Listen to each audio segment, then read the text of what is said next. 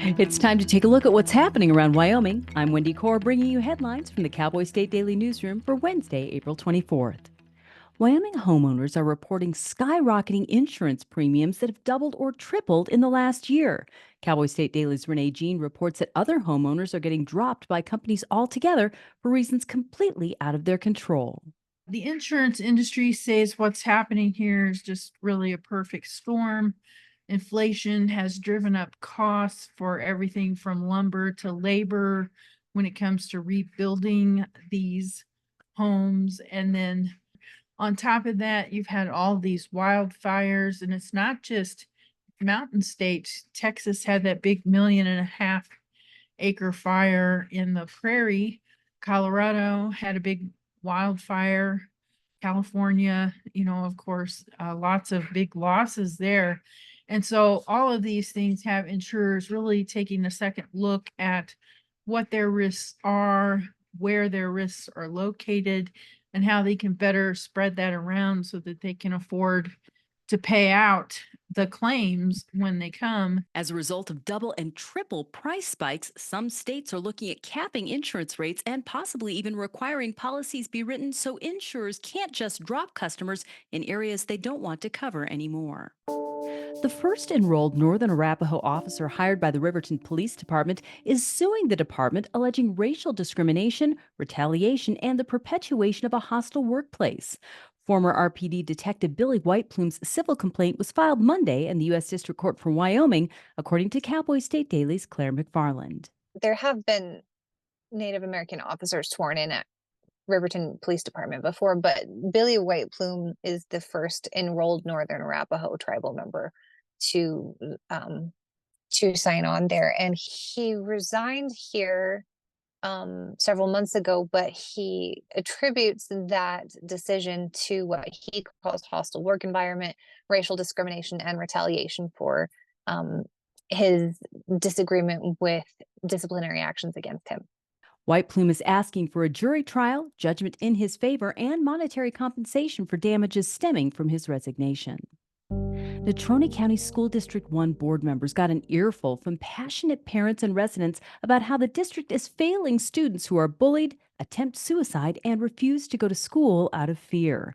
Cowboy State Daily's Dale Killingbeck reports that several people insisted that school district policies to prevent bullying, suicide, and to deal with crises such as the recent stabbing of a 14-year-old are not working. One woman spoke about terror, about sending her child back to school, the same school where Bobby Maher went.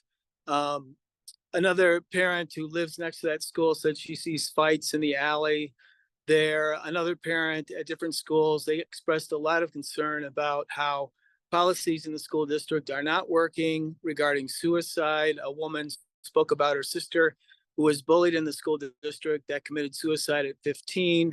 So there was just a lot of different comments and concerns that the school district needs to really buckle down and look at their policies and do something that's going to be effective to help students feel safe in the school district.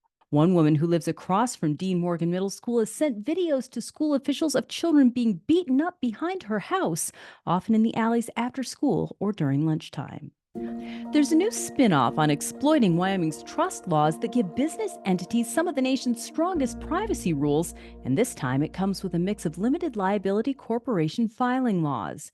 Fremont County Assessor Tara Berg told Cowboy State Daily's Leah Wolfson that she's been investigating an influx of out-of-state businesses filing with the state as LLCs to addresses in her county.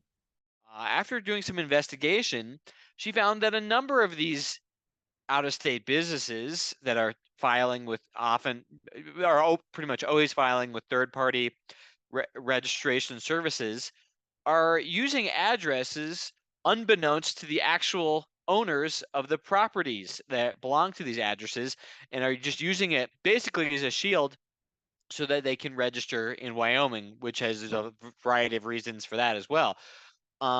This is definitely illegal, what she's been seeing, but it's difficult to track because a lot of these people that own these addresses often don't know that this is going on.